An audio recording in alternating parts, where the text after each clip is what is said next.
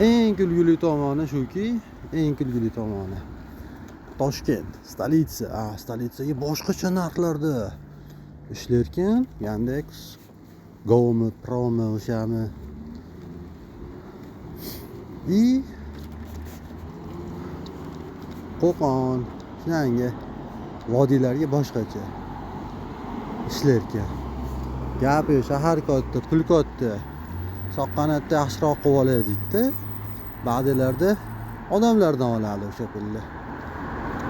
Turgan shu vashki noto'g'ri-da.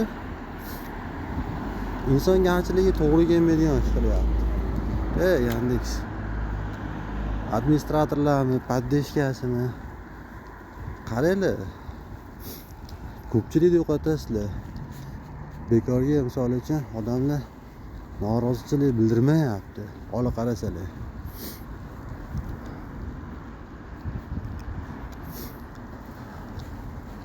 Nimadir lenslar qoplamayaptiki, norozichilik bildiryapti.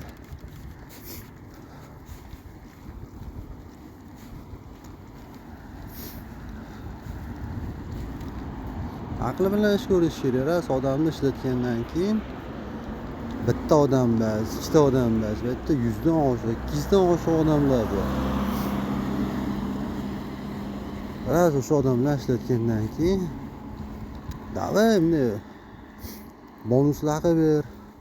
Buni tuman paytlarda ob-havo qiyinchilik bo'lgan, yomg'ir, sochin paytda endi Qo'qonda ancha yillardan beri qor yoqqani yo'q. Yomg'ir sochin paytda bo'lmasa zakaslar ko'p paytda dakayga endi baland bo'ladi. Bu ham bir deganda yo'q.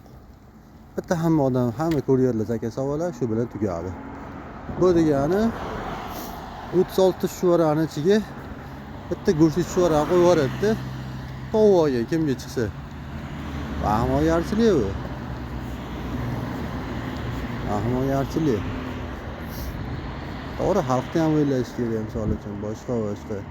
Endi dastavkaga ovqat chaqiradigan odam, menimcha bir kambag'al, nochor odam dastavkaga ovqat chaqirmaydi. Hali bir donga ham puli yo'q odam dastavka chaqirtirmaydi. To'g'ri, endi shunaqa odamlar ham bor, допустим. Kimni xursand qilaman deb nimada ikkisi shashli chaqirtirib kimni xursand qilaman degan maqsadi bor ballar ham bor-da. Endi yo'q, lekin bilmadim. Очень сложно, да, это? Очень сложно.